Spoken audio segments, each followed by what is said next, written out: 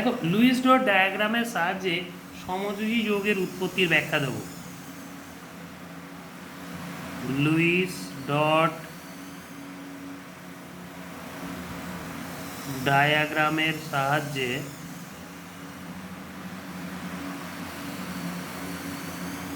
সমযোজী যৌগের উৎপত্তির ব্যাখ্যা।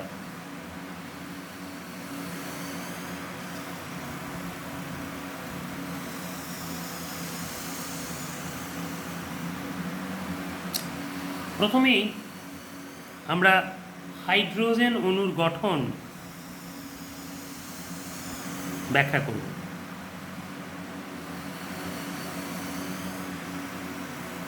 Luis dot ডায়াগ্রামের সাহায্যে হাইড্রোজেন অণুর গঠন ব্যাখ্যা করছি। দেখো, তোমরা সকলেই জানো যে হাইড্রোজেনের পারমাণবিক সংখ্যা 1, তাহলে এর ইলেকট্রন বিন্যাস শুধু কে কক্ষপথে একটি ইলেকট্রন আছে।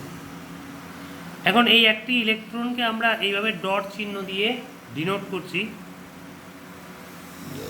একটা হাইড্রোজেন আরেকটা হাইড্রোজেনের সঙ্গে যুক্ত হচ্ছে, তাহলে এরও বাইরের কক্ষে একটি ইলেকট্রন আছে। এবার এরা যখন যুক্ত হয় তখন এই হাইড্রোজেন তার একটা ইলেকট্রন এখানে রাখলো, এই হাইড্রোজেন তার একটা ইলেকট্রন এখানে রাখলো, তাহলে পাশাপাশি দেখো এরা এসে প্রথম হাইড্রোজেন একটা ইলেকট্রন এখানে রেখেছে, দ্বিতীয় হাইড্রোজেন একটা ইলেকট্রন এখানে রেখেছে, দিয়ে এই হাইড্রোজেন তার সর্বব্যস্ত কক্ষে দুটো ইলেকট্রন পেয়েছে। তার কারণ এই ইলেকট্রন জোড় তৈরি হয়েছে প্রত্যেকের সমভাবে দেওয়া একটি করে ইলেকট্রনের মাধ্যমে, এবং এই ইলেকট্রন জোড় এই হাইড্রোজেনও ব্যবহার করছে আর এই হাইড্রোজেনও ব্যবহার করছে। তাহলে এই ইলেকট্রন জোড়টা সমভাবে ব্যবহার করে দুটো হাইড্রোজেন পরস্পর যুক্ত হয়ে হাইড্রোজেন অণু গঠন করছে, এবং এই বন্ধনটাকে আমরা দেখাই এইভাবে, এই সিঙ্গেল বন্ড এইচ, যেটাকে বলা হয় সমযোজী এক বন্ধন। সমযোজী এক বন্ধন।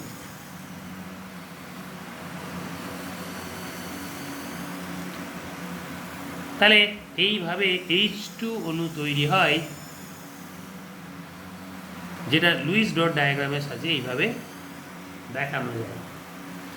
এবার আমরা পরবর্তী গঠনে আসি। দেখো অক্সিজেন অণুর গঠন।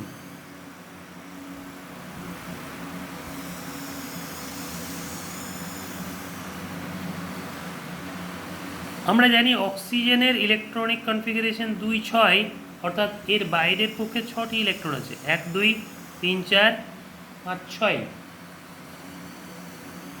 আবার আরেকটা অক্সিজেন, এরও বাইরের পক্ষে 6টি ইলেকট্রন আছে, ইলেকট্রনিক কনফিগারেশন 2, 6, তাহলে 1, 2, 3, 4, 5, 6। এবার এরা যখন পরস্পর সংযুক্ত হবে তখন এইভাবে কাছাকাছি আসবে অক্সিজেন পরমাণু দুটি, 1, 2, 3, 4, 5, 6। এই অক্সিজেনেরও 1, 2, 3, 4, 5, 6। অটোমেটিক্যালি দেখো এই প্রথম অক্সিজেনের 1, 2, 3, 4, 5, 6, 7, 8, এর 8টা ইলেকট্রন হয়ে গেল, অর্থাৎ এর ইলেকট্রনিক কনফিগারেশন হয়ে গেল 2, 8। এরও কিন্তু 1, 2, 3, 4, 5, 6, 7, 8 পরবর্তী অক্সিজেনেরও ইলেকট্রনিক কনফিগারেশন হলো 2, 8। তাহলে দেখো এই যে অক্সিজেন, প্রথম অক্সিজেন 1, 2, 3, 4, আর এই যে এক জোড়া আর এক জোড়া, মানে 2 জোড়া ইলেকট্রন, এই দুটো পেয়ার ইলেকট্রন এইভাবে ডাবল বন্ড দিয়ে দেখানো হয় এই অক্সিজেনেরও 1, 2, 3, 4।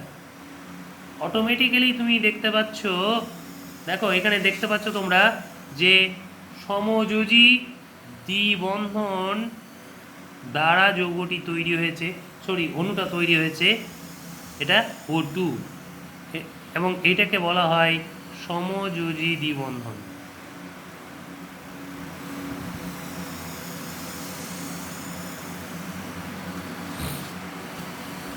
এইভাবে সমযোজী দ্বিবন্ধনের দ্বারা O2 অণু গঠিত হয়। এবার নেক্সট দেখো নাইট্রোজেন অণুর গঠন।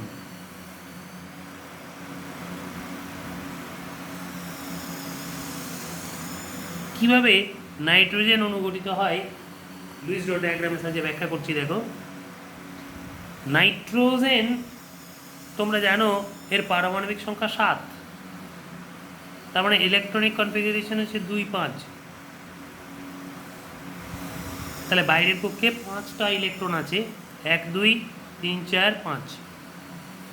আরেকটা নাইট্রোজেন এরও ইলেকট্রনিক কনফিগারেশন 2, 5, বাইরের কক্ষে 5টি ইলেকট্রন আছে, 1, 2, 3, 4, 5। এরা যখন পরস্পর যুক্ত হয় তখন এইভাবে নাইট্রোজেন তার 5টি ইলেকট্রনের মধ্যে 3টি এখানে রাখলো আর এখানে 2টো। পরবর্তী নাইট্রোজেন এও তার 5টি ইলেকট্রনের মধ্যে 3টে এখানে রাখলো, এখানে 2টো। তাহলে প্রথম নাইট্রোজেনের ইলেকট্রনিক কনফিগারেশন হয়ে গেল 1, 2, 3, 4, 5, 6, 7, 8। তাহলে এর ইলেকট্রনিক কনফিগারেশন হলো 2, 8। পরবর্তী নাইট্রোজেন দেখো এখানে প্রথম নাইট্রোজেনের অক্টেট ফিল আপ হলো। পরের নাইট্রোজেন এরও হলো 1, 2, 3, 4, 5, 6, 7, 8, এরও অক্টেট ফিল আপ হলো। অটোমেটিক্যালি আমরা এইভাবে নাইট্রোজেনের একজোড়া নিঃসঙ্গ ইলেকট্রন জোড় আর এখানে 1, 2, 3টে মানে ট্রিপল বন্ড, এইখানে নাইট্রোজেনেরও নিঃসঙ্গ ইলেকট্রন জোড় থাকবে। তাহলে এই যে 1, 2, 3টে বন্ধন সমযোজী বন্ধন, এটাকে বলা হয় সমযোজী ত্রিবন্ধন। সমযোজী ত্রিবন্ধন দিয়ে তৈরি করলো N2 নাইট্রোজেন অণু, এইভাবে গঠিত হলো। তাহলে নাইট্রোজেন অণুর মধ্যে সমযোজী ত্রিবন্ধন উপস্থিত। এবার আমরা পরবর্তী অংশে আসি।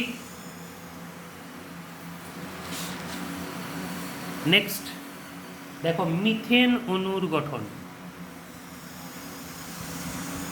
মিথেন হচ্ছে CH4। কিভাবে মিথেন অণুর গঠন আমরা লুইস ডট ডায়াগ্রামের সাহায্যে ব্যাখ্যা করব। মিথেন হচ্ছে CH4, এখানে কার্বনের সঙ্গে হাইড্রোজেন যুক্ত হচ্ছে, একটা কার্বনের সঙ্গে 4টে হাইড্রোজেন যুক্ত হচ্ছে। তাহলে কার্বন পারমাণবিক সংখ্যা 6, তাহলে ইলেকট্রনিক কনফিগারেশন হচ্ছে 2, 4।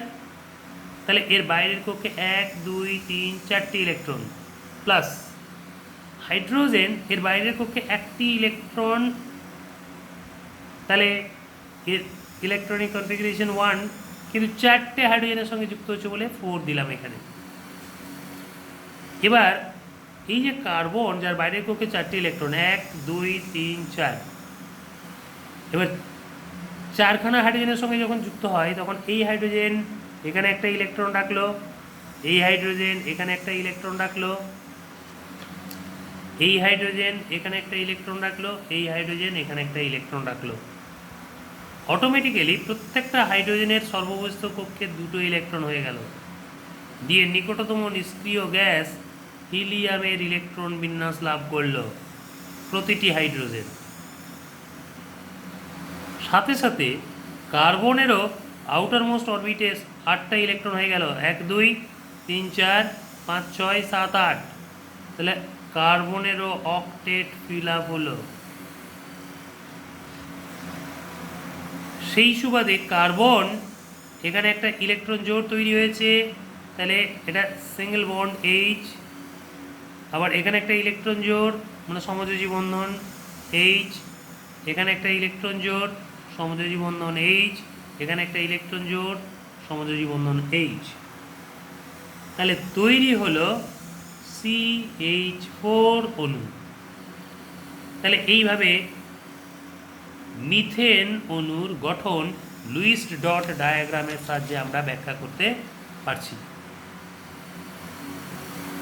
যে কোনো যৌগের মধ্যে কার্বন থাকা মানেই হচ্ছে সেটা সমযোজী যৌগ, এটা মাথায় রাখবো।